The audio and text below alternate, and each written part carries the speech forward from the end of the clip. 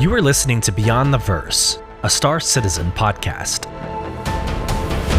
A show dedicated to Cloud Imperium games, Star Citizen, and Squadron 42. Whether you fight, explore, unite, and or trade, we bring you news, updates, interviews, reviews, and analysis.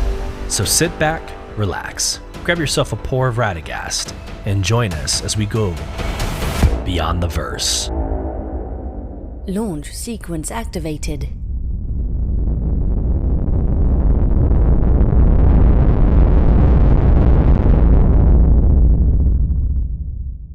Hello, friends, and welcome to episode 33 of Beyond the Verse Star Citizen podcast. I am your host, Solus, and this episode is a continuation of last week's IAE. In fact, we're even calling it IAE 2953 Week 1.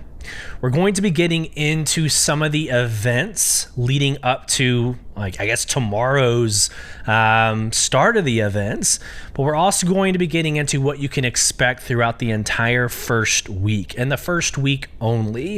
If you're interested in the entire event and maybe the lore behind the event, I encourage you to go back to episode 32, where we go into the lore, we go into the overarching themes, and I guess precedent of what you can expect from IAE. But for this episode, we're going to be going into the free fly information. So this game is free to play for the next 14 days. We're going to be looking into the FAQ for IAE. We're going to quickly address the flight questions and the FPS questions that Star Citizen Live is asking the community for. We're going to quickly go through the roadmap update, the buyback token schedule, and where in the is Jax. It's kind of a big thing happening right now on social media. No one knows. I have an idea of where he's at and how he will show up still in the next 2 weeks. So stay tuned for the rest of this episode. If you want to skip ahead in the show notes in YouTube and on the podcast show notes, you can go to the section that means the most to you. Don't feel like you have to spend the entire hour and a half listening to the show, although we welcome you to stay and hang around a little bit. All right, here we go. Incoming message. All right, to start us off, we are going to go back to episode 32's Q&A and polls. We asked, what excites you most about IAE 2953? Any ships you are itching to get into your hangar? We had a couple of responses I'm going to read to you now. The first one's from a Donovan Salter Green. Quote, "This is my chance to restart my fleet. I have a new account, decent amount of store credit, and a list of ships I need. Most excited about the C1 and the new alien ship." So there's actually a lot to unpack in this one or two sentences. So here we go. Restart your fleet. Let me clear my throat. So restarting, I still got to clear my throat. So restarting the fleet, this is actually a really good topic of conversation. This might be the time for you to melt. Now hear me out. Don't melt your limited hull ships. Don't do anything crazy like that. But this is probably the best time to melt your entire fleet, put it all in store credit, and start over. Okay? And the reason why I'm saying that is if there is like a manufacturer, a ship manufacturer that most interests you, they usually come out with master packs. So my pack that I have owned ever since basically joining the game, our last IAE, is the Origin Master Pack. And it's got 19 ships of lifetime insurance to include the 890 jump. So the master pack includes the limited hull ship. So if you have a limited hull ship, you absolutely have to get that master pack, and then you can upgrade or exchange or whatever you want to call it, the bottom ships, the ships that you can easily obtain in the game. So like the X1s, the G12s, those are going to be easy to find and easy to purchase inside of the game when it goes live. So you can exchange those and upgrade to the actual hulls that you want outside of Origin. So that and that would be my recommendation. That and every ship is going to be available to purchase and potentially pre-purchase. So this is the best chance to restart your fleet. It's a good call out, Donovan. To keep going though, most ships that they need. So I'm going to repeat what I said back in episode 32. I highly recommend purchasing the more expensive ships, the more hard to get in-game ships with real money, and then saving the smaller items like a Cutlass Black and those ships. Save that for in-game UEC. It's not worth your USD, your United States dollar, but your real life currency. It's not worth it. Save up the money, get that Carrack, I don't know, the Pioneer's a limited hull ship, but those expensive ships, the Drake Corsair, those more expensive ships, the MSR, right?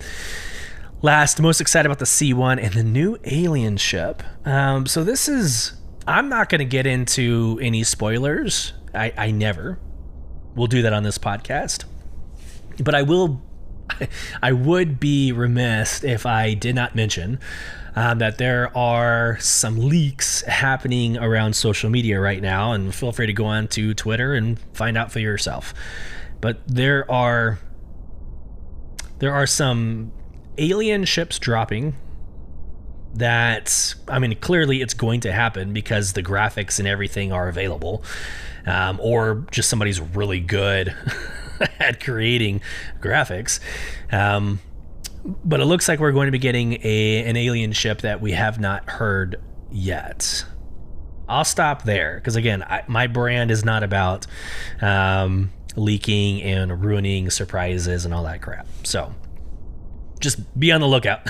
There might be, in the first couple of days here is Alien Week, so our Alien Day. So it's going to be coming pretty soon if it does at all. The next response from an AJ Valentine. Quote, I'm always excited to go through the halls in each day and check all the ships and fly some. Also enjoy seeing what new ships show up for sale and if any of them are interesting enough to invest in. End quote. I agree. I think it's a lot of fun. I do it in Invictus. I think Invictus is a fun event to walk around and be part of, like the lore, the posters, the military recruiting. There's something fun and exciting about the Invictus ambience. The same can be said about IAE. It's a very showboating, show off type event. And that's not, I don't mean that in a bad way. It's just there's a lot of things to look at. They've got little carts that you can go and buy food from and buy, shirts and stuff that evidently stay with you upon server resets. I didn't know that. That's awesome. But if you buy one of these event shirts, they remain or they persist in your hangar. Like, I still have shirts I purchased during the last Invictus, although we had 2 server resets since Invictus.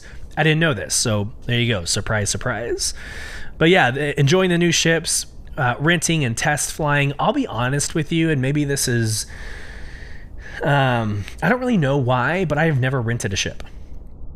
Invictus or in IAE. I never rented a ship. Actually, to be honest with you, I spent more time in the pledge store outside of game than I have in game. That's a whole nother conversation. Well, this is a podcast. I guess I could get into it here. So for me, I work a lot. Obviously, I have a family. I got to balance everything. So I actually do spend more time on the website going through lore, going through the announcements, obviously going through the pledge store and analyzing that piece. So yes, I actually have more time to spend in or outside the game than I do inside the game. It's kind of a crazy dynamic if you think about it. But when I do get in game, I kind of want to I want to play it. I don't necessarily want to try a ship that I would have to get used to and don't know the capabilities of, etc. Now what I will do is I'll buy a new ship out of the pledge store and absolutely will fly that during this event, of course. Next quote from a Nick, and I'm sorry to butcher your last name, Chipkima. Please correct me, but quote, the ships from Gaddock are the ones that pique my interest. That's one I would get. Also, the RSI large mining sounds nice. So I think they're referencing the RSI Orion. The large mining sounds nice. I'm pretty sure that's the RSI Orion. I don't know if that's coming out in the next couple of weeks. I don't know that to be true. And then the Gaddic ones. So I started doing this more often during the podcast, and I'm going to do it here now. I'm going to switch over to share my screen. I actually kind of want to look at what they're talking about. Gaddic is one of those ships or manufacturers that I'm not too familiar with. So I'm pretty sure you have to actually look by manufacturer. Yeah. Let's just take a look at what they produce. So the Raylan, the one that's at least in the RSI website is Raylan, and it's that it looks like a starfish. It looks like a star, right? But okay, that's interesting, and that looks very familiar to something that has been leaked. So there you go. And I'm pretty sure, again, the RSI Orion, or am I not saying that right? Ships. I love doing this stuff real time. I thought it was the Orion. Is it not the Orion? Polaris, Constellation, Aura, Scorpius, Perseus, Mantis. Mantis is one that I'm not too familiar with. The Orion, yeah. Why did that not come up when I typed it in? Yeah, the heavy mining from RSI is the Orion. Okay, totally digress in that moment. Let's get back to the quote. Actually, the next and the last response from a Cade Chandler. Quote, I'm most excited to see if the rumor of an RSI mining ship is true or not. I'm also trying to get a Perseus and Galaxy in my hangar. Working backwards. Galaxy is super sexy. It's a very sleek ship. Cannot wait. That's also going to be the first ship that introduces modularity, so that'll be exciting to get. Perseus, I believe that is the bomber or missile. The Polaris and the Perseus are pretty damn close to each other. I think the I'm doing it again. Let's go. Perseus, I think, is the missile ship. Sharing my screen for those of you on YouTube. Ships. Let's go. Perseus. It's the frigate, yes, but I'm pretty sure this is the...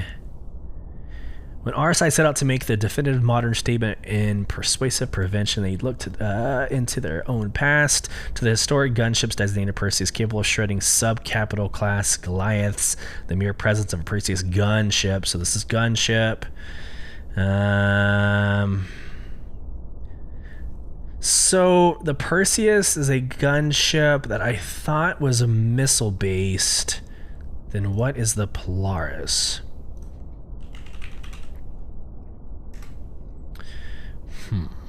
So the Polaris is a corvette like the Hammerhead. Capital ship, power punch, full armament, turrets and torpedoes. So the Polaris is the torpedo. Got it. And the Perseus is the gunship. Okay. I know we're doing this real time, but I want to stop guessing on the podcast. You deserve better than that. So no more guessing.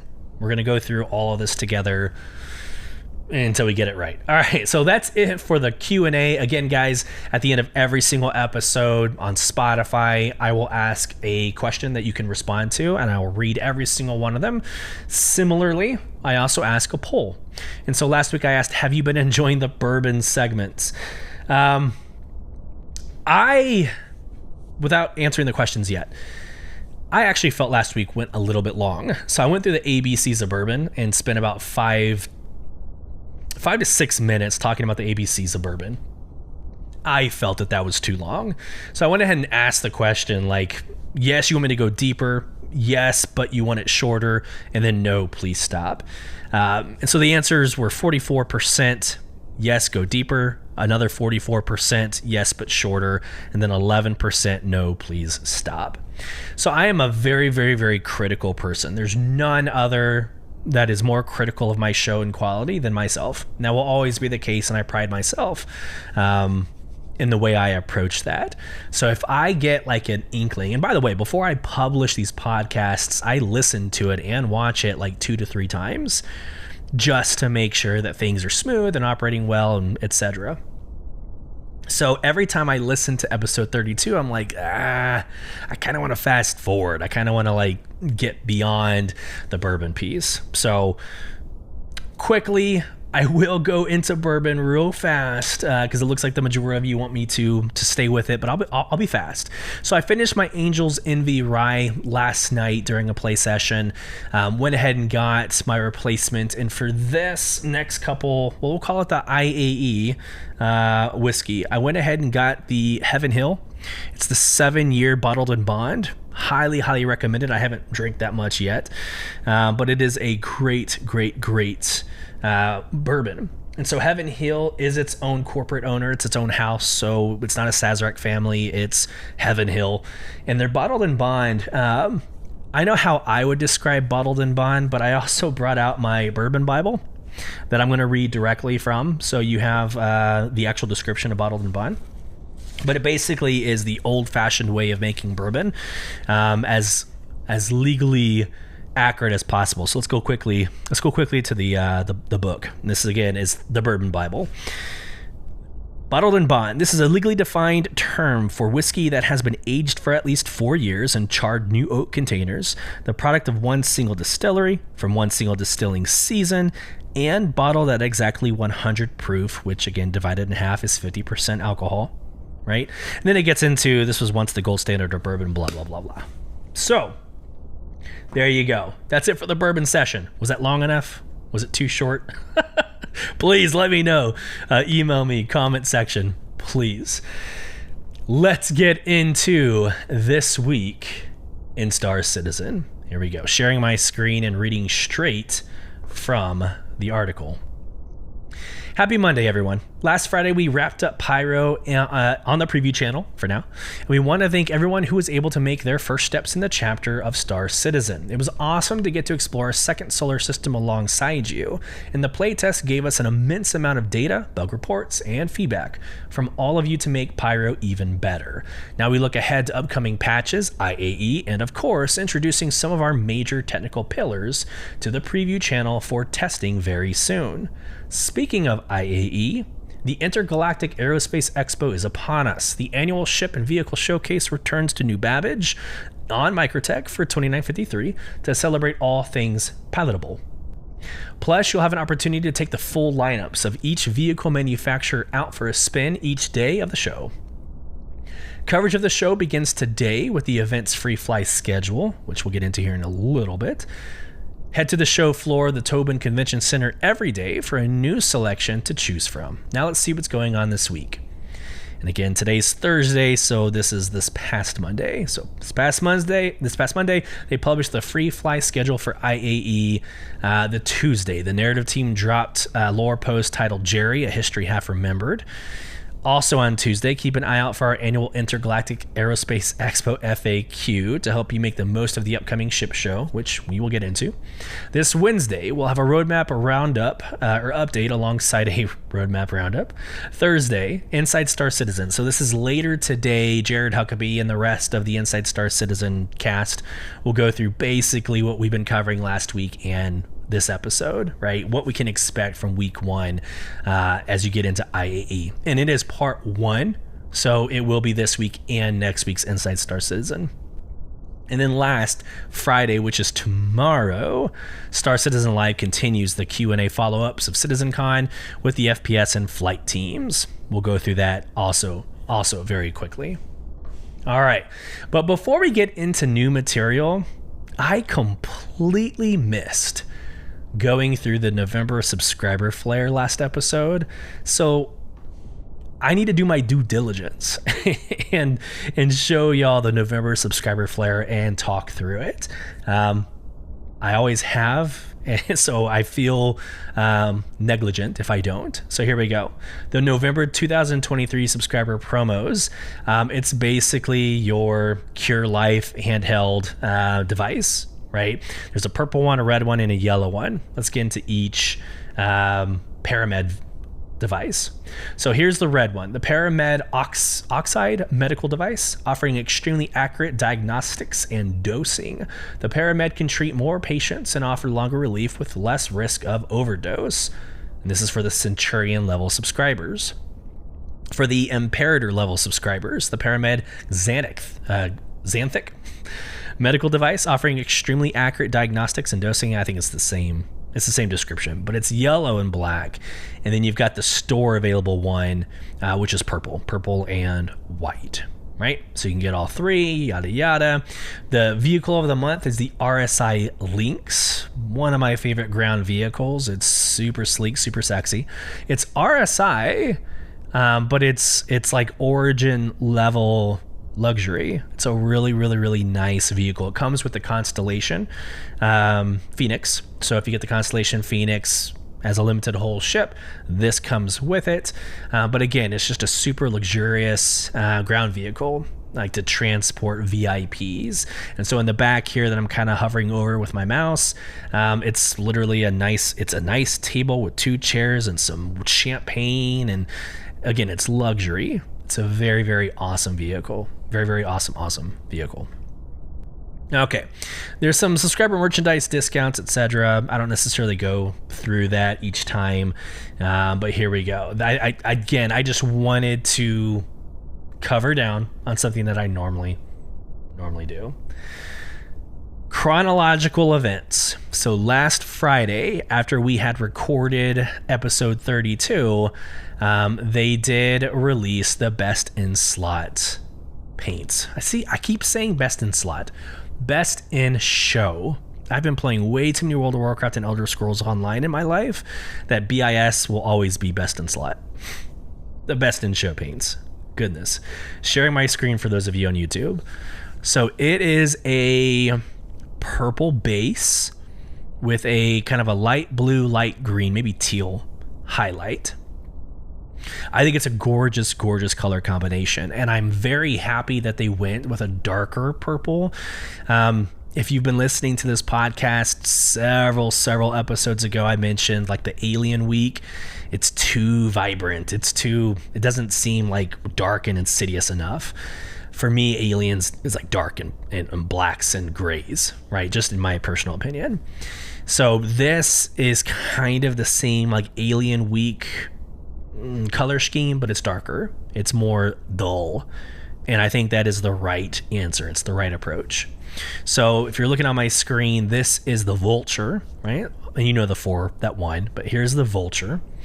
Not necessarily a fan of like the 2 arms that go out in the front. There's like a highlight that's at a diagonal at the very tip. I don't know, it feels kind of off to me. I think more of a elongated highlight would have been better, in my opinion. Let's move on. This is gorgeous. This is the 600i. The 600i's paint job is phenomenal. And if you look at the sides here, I'm going to highlight with my mouse. This is what I'm referencing that I think the Vulture could have done better. The 600i did a really good job putting their highlights kind of recessed into the ship, so it absolutely looks like it's highlighted. There's a couple spots like on the top of the 600i that have the patches of teal. I think I don't know. I'm not a fan of like the highlights being so like visible on the surface. I like it being recessed that you see like in the wing of the 600i. But this is a very, very, very well done paint job for the 600i. Corsair, kind of the same color scheme. Well, it is the same color scheme, but the same kind of idea where the base is purple, the teal is like a vertical highlight behind one of the turrets. I think that's fine. That's pretty kosher to all the other paint jobs for the Corsair. And then last, the Redeemer. I forgot that the Redeemer was a final 4, but the Redeemer looks sick, as it always does. This is a phenomenal gunship, by the way. If you're able to get the Redeemer in the next couple of days, or for IAE, do it. It is a gorgeous, gorgeous, gorgeous ship. The last thing I'll say, I don't know what it's called, but I have seen this paint scheme in real life on cars, where as it's coming towards you, it looks purple, and as it passes by you, it like turns into a green. I think it's called chameleon. I don't fully know what that is called, but I've seen the paint color scheme in real life. This is what this reminds me of. And then if you want to see all of them put together, here is all 4 ships put together. I think they look great. I really, really, really do. And they don't stand out where, you know, you're targeting yourself or you're highlighting yourself for the enemy to find you. So gorgeous, gorgeous ships.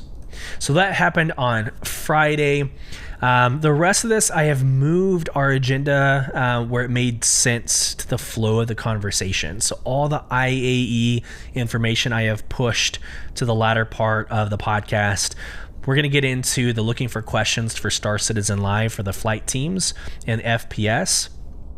And just real quick, like we did last week, this is more of just a reminder to let you know, and this because this is recording on Thursday, I would do it now as these questions are being consolidated for tomorrow's show.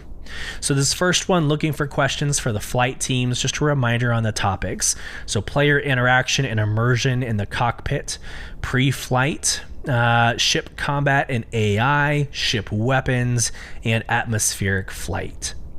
And then for me, what stood out during the flight was that last piece, the atmospheric flight.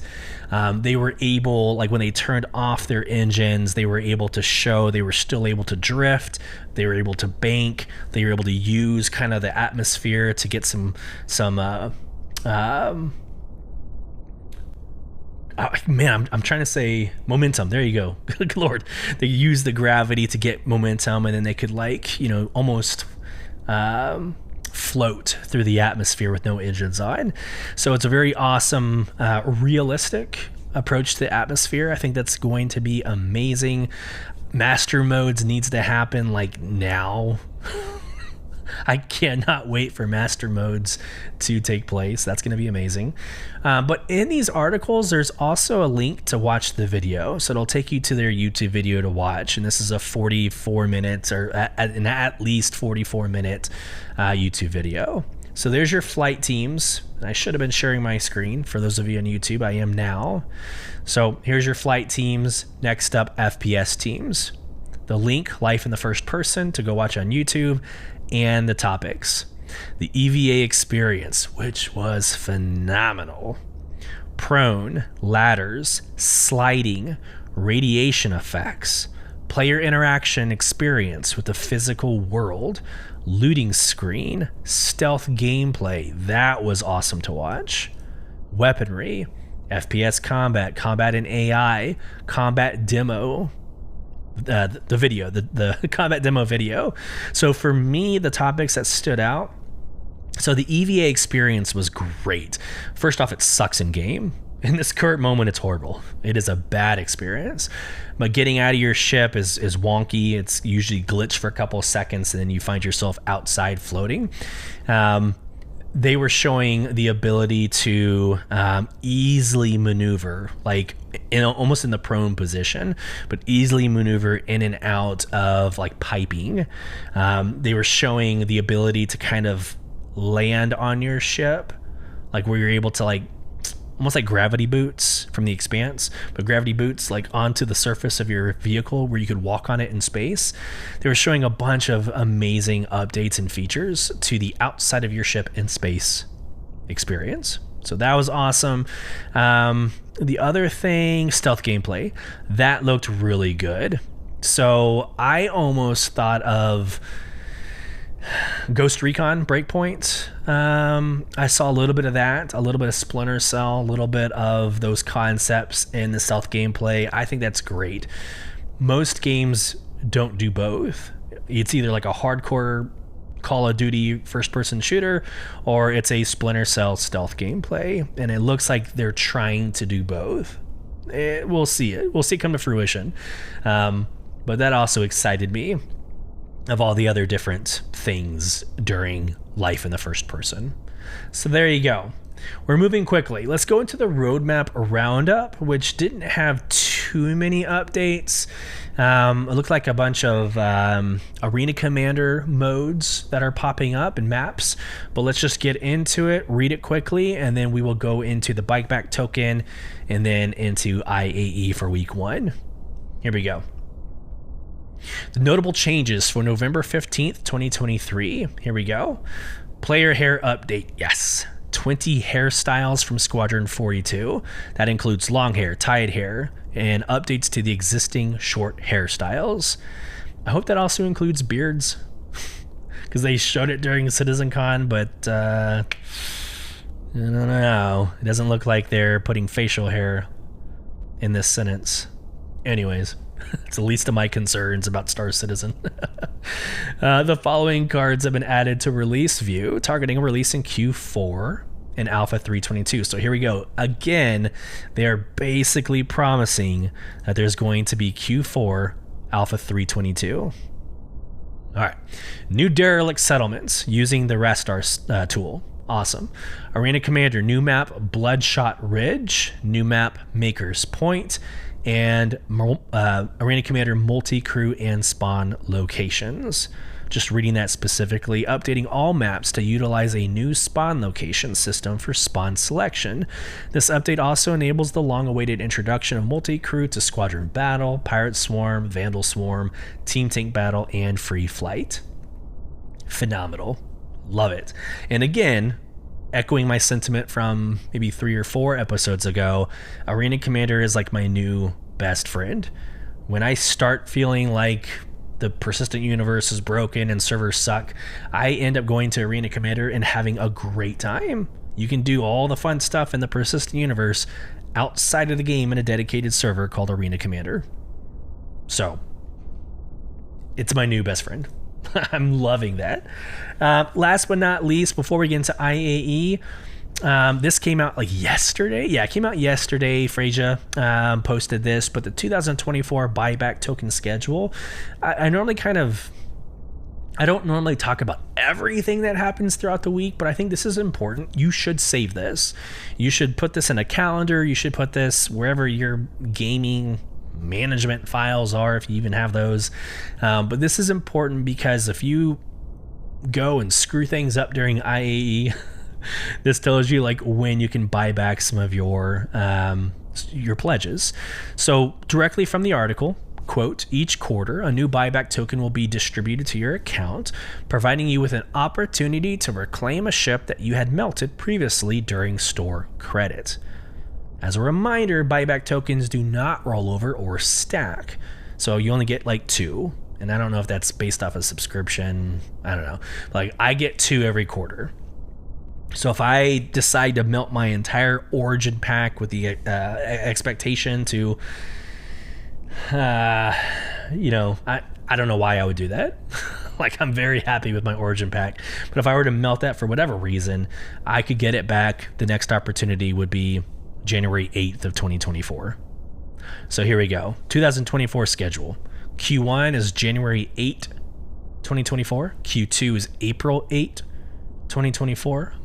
Q3 is July 8, 2024. And then the fourth quarter has to be an anomaly. October 7, 2024. Why could they not just make that October 8th? Missed opportunity. I mean, I think, yeah, it's because it's Monday. I get it, guys, but Jan 8, April 8, July 8, October 7.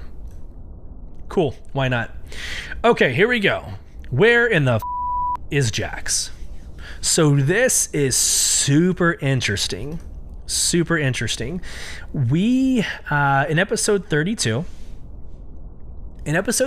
we go through the lore of IAE, the Whitley's Guide, and Jax McCleary. And yesterday morning, the clip that I put into social media was my excerpt of Jax McCleary. Well, it wasn't a couple hours later when Star Citizen or CIG gave us this post.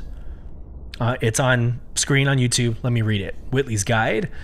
Subject, Jax McCleary not attending IAE 2953.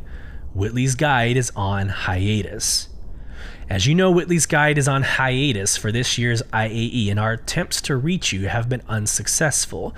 Despite the uncertainty regarding your location, issues with contracts, extradition, and other matters too sensitive to publicize, we hope you're staying safe, whatever activities you might be engaged in.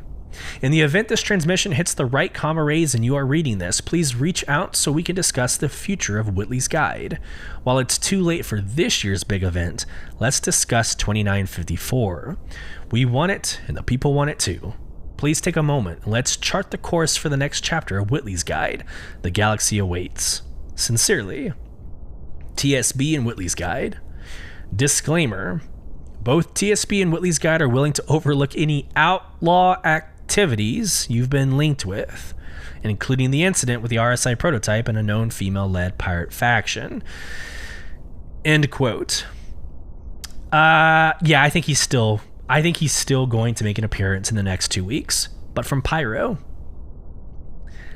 They're going to be shoving Pyro in your face between now and when it releases next year. And I don't mean that in a negative way. Please do. That is the future. That's 2024 of Star Citizen. Please do. But I think you can almost read it. This is a in context, in-game narrative. This is not like CIG saying, "Hey guys, sorry, we reprioritized resources and couldn't produce, digital assets for Whitley's Guide." It's not. This is actually a story from in-game. So there's point number one. Point number two, willing to overlook outlaw activities that you've been linked with. What is Pyro if not the haven for outlaws? I think he makes an appearance from Pyro. I think he's going to be dropping hints and maybe some surprises for us going into Luminalia in December. I think he is coming from Pyro. All right, tinfoil hat. Why not? Call it what it is. That's what I think is happening. So let's move on. Okay, so earlier I think I got these articles backwards. Here we go. So earlier in the week, Frasia posted the Intergalactic Aerospace Expo FAQ, right? Which didn't have a lot more information. Which came first? Hold on. I had it right the first time. For the sake of the podcast, since I'm already talking about it, let's get into the FAQ. But it was actually the free fly schedule that came out first. But the FAQ. This is nothing new for anybody. If you've been listening to this podcast, if this is your first time listening to this podcast, you could either go and check out the FAQ in Spectrum yourself, or you can just listen to the last two episodes. All right, episode 32 basically covers all of this, but it covers what is IAE, when is it taking place, November 17th through 30, what time does the event start, November 17th at 10 a.m. Central. When does the free fly start? November 17th, 10 a.m. Central. Has the schedule, right? The event program of when ships are on what day, yada, yada. How do you get to the Tobin Expo Center? Actually, this is really good. How do you get to the Tobin Expo Center? So I created a video that I put on TikTok and Twitter and Instagram, all the socials, on basically going from Port Tressler to the Tobin Expo Center. And I went through the route of the Spaceport ground garage. And the reason for that is I tried to get a hangar, but I wasn't close enough, or it wouldn't spawn or wouldn't hail my hangar. So I turned around and just went through the Spaceport ground garage. And I ended up getting a lot of comments, or a lot of comments that was like, "Hey, why did you go through that and not the Commons ground garage?" I had no idea that the Commons had a garage. I had no idea. And there were a lot of people that responded that had no idea the Spaceport had a ground garage. So you can play this game for a year and a half at this point, going on 2 years, and still find out things that are pretty basic. I mean, that's pretty basic information, but still finding out brand new things that are blowing my mind. It blows my mind that these exist, and I just never knew about it. And sure enough, going to the Commons, there's airport signage all over the place that says, surface entrance. And you just follow that, go through an elevator. Now it's very small. I would highly recommend using the Spaceport ground garage because there's more terminals, more garages. But this does exist. And again, it's kind of a silly anecdote, but it blew my mind. Back to the article. How do I rent a ship? How long can ships be rented? How many vehicles can be rented? I might as well answer those questions. So how do you rent a ship? There's actual rent locations at really any city. But since we're talking New Babbage, there's an actual, what's a place called? It's one of the, I took a screenshot, Traveler. Yeah, Welcome Traveler. It's like the Traveler. You can see it on the screen that I'm sharing. But you go to one of those rent kiosks and you can rent a ship there. Too easy. And then how long can ships be rented? 48 hours. And then how many vehicles can be rented? You can rent everyone that you wanted. Each ship or vehicle can be rented once. So there's a little nuance. Which ships will be free during rents? There's a schedule that you can click on. Blah blah blah blah blah. Which ships get the best in show paints? All right. Here is the piece that I ended up making social media content for.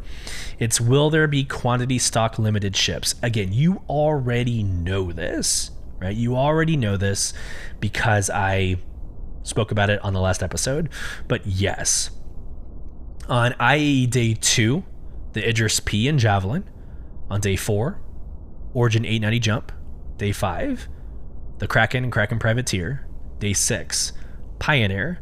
Day 8, the Hull E. Day 9, the Constellation Phoenix. The piece that I did not tell you was that the events happen in 3 waves. So wave 1 is 10 a.m. Central. Wave 2 is 6 p.m. Central. And then wave 3 is the following day at 2 a.m. Central.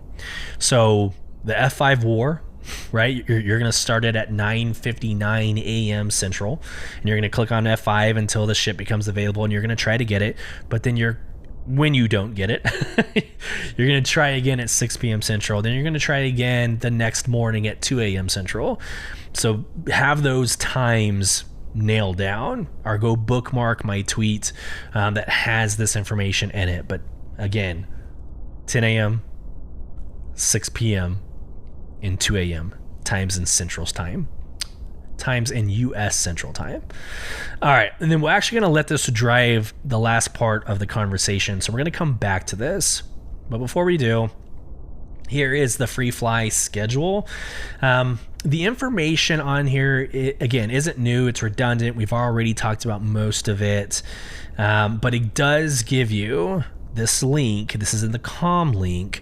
This does give you every single ship that you will find for the next 2 weeks. So the Gaddock, here we go, Gaddock, Opoa, Banu, and Asperia. There's a whole list of the Carthul, the Nox, the Defender, Blade, Glaive, Prowler, Talon, Shrike. What it doesn't tell you is the Gaddock Raylan. but we just talked about it. Aegis Dynamics. So there is a little bit of a surprise here. It's not really a surprise for many. If you've been watching what's happening in the PTU right now, so PTU 321.1, you can drive the Tumbril Storm. So the fact that they actually list it here, the Tumbril Storm is a single operator mini tank, is built to blitz battlefields and take out enemy artillery.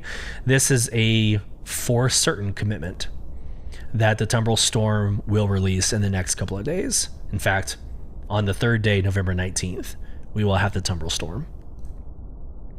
And I read the rest of this and could not find any other leaks or any other information. I think the biggest piece was here's the Cutter Scout. That's already out, so there's no surprise there. It was just the C1 and A1. I didn't see anything about an E1, so I don't think that's coming out. I don't see a Pioneer. Everybody's talking about the Pioneer being a possibility. A lot of people are talking about the RSI. Let's go down to RSI. A lot of people are talking about the RSI Orion. RSI Orion is not listed like the Storm was. But yeah, there we go. Okay, so we're going to end with just a quick little limited hull ship discussion for the next 7 days. So between now and next Wednesday the 22nd, you have access to, again, the Idris P, Javelin, 890 Jump, Kraken, Privateer, Pioneer, right? And then by the next episode, you'll have chances to get the Hull E and the Constellation Phoenix. But I wanted to quickly go through one last time the prices and a little bit of lore behind each one of these ships. So first up, we got the Idris P. So the Idris P, this is day 2 on Saturday, November 18th. The Idris P is going for a standalone price of $1,500 or War Bond, $1,300.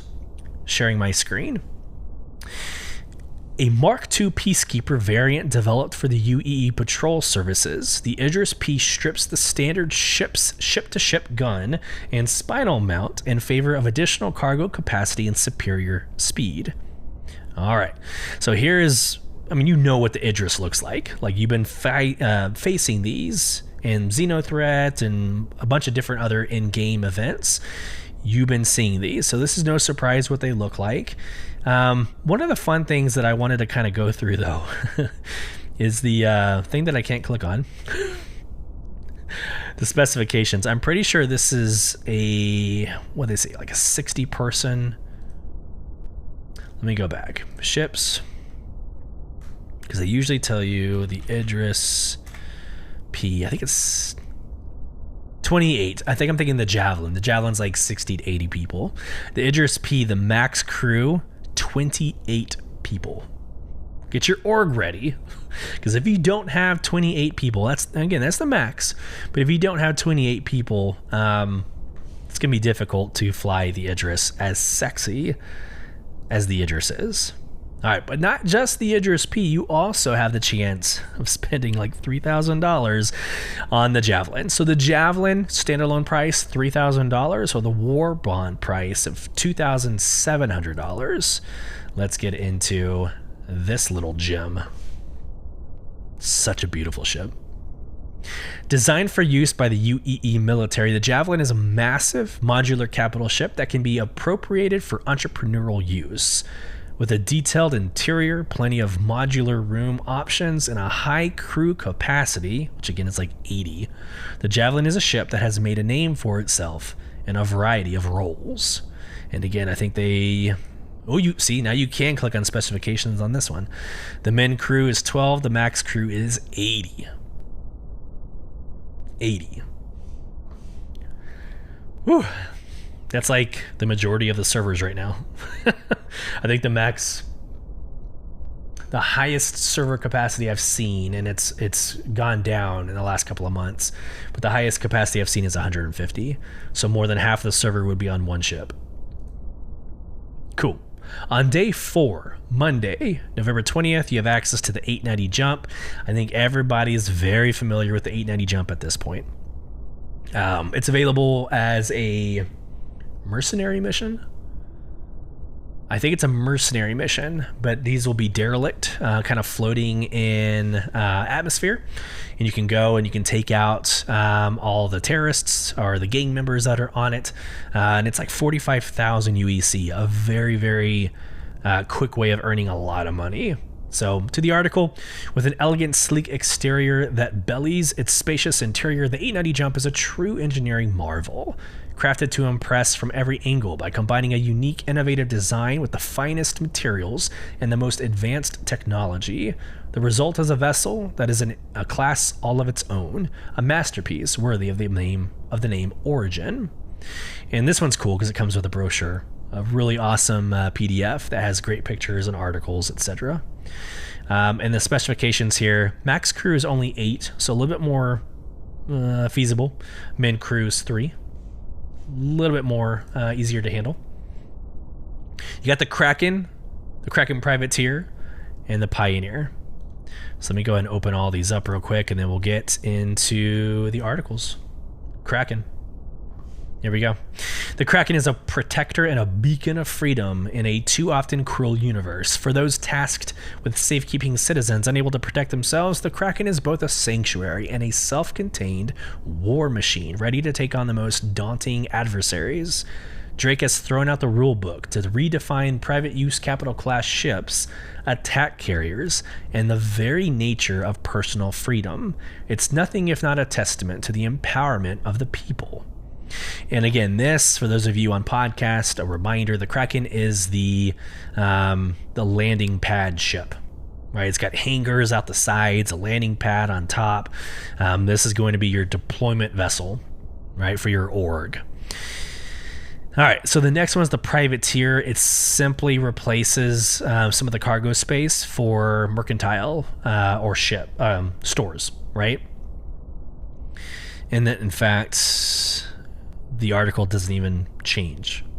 It says the exact same thing. But yeah, again, the Kraken privateer is for the merchant game loop. Last but not least, the Pioneer. We didn't go through the prices. My bad. So the Kraken, the standalone price is $1,650. The War Bond is $1,400. The Privateer is a little bit more expensive. The Privateer is $2,000 standalone and $1,700 War Bond. Last, the Pioneer. It's $850 standalone, $750 War Bond, and I will be going after this on day 6, which is Wednesday. To the article. After their auspicious debut with the Mustang, Consolidated Outland has gone and changed the game again with the reveal of the Pioneer. This self-contained mobile construction yard is capable of creating planetary modular structures, ushering a new wave of aspiring colonists to customize their new homes on the frontier. This is your base builder. We talked about it a little bit last week, but this is what you're going to be using in Pyro in order to build, well, your bases or your places of work. Your max crew here is only 8. It's not going to be, a huge ask for your org to run, but your org will need one. I guarantee you, to build these massive org-sized cities, you're going to need 1 or even 2 or 3 Pioneers. So I'll be getting one for the sake of soul provision. Our org's going to need it, and hell, we deserve it. So, okay, that's it for episode 33. For next week, I'm debating, guys. I'm debating on whether or not to have an episode. I won't be recording on Thursday. It's because of Thanksgiving, right? I'm not going to be recording on Thursday, but I will try my best to get something out as like a week 2, IAE 2953 week 2. The week after that, right now, tentatively, I have a really awesome guest who's going to be on to talk about. I can't even say to talk about because it'll ruin it. But I'm very excited of the potential guest speaker or guest host that we'll have on episode 35. So I appreciate every single one of you jumping on and listening to this podcast. We'll hit 5,000 listens between now and next week. We're at like 4,900 right now. So again, it's a blessing. It's because of you. Thank you so much for listening to Beyond the Verse. Again, I'm Solus. Please reach out if you like to collaborate. I was on Tree's Veterans Day special last weekend, so you can go check out his Armchair Admirals and Generals podcast. That was a lot of fun to do. I love being on other people's shows as well. You can get involved in this conversation with your questions, comments, concerns, emotional outbursts by emailing us at contact@beyondtheversehq.com or interacting with our Spotify Q&A or polls at the end of each episode over at Spotify. You can join our in-game organization, Soul Provision, by applying at www.robertspaceindustriescom/orgs/provision. Watch our video replays over at YouTube at youtube.com/@BTV_cast, and follow the conversation over at Twitter, TikTok, Instagram, all at /BTV_cast. Once again, thank you for joining us. We hope this finds you well, and until next time, safe travels as you traverse Beyond the Verse. Take care, everybody.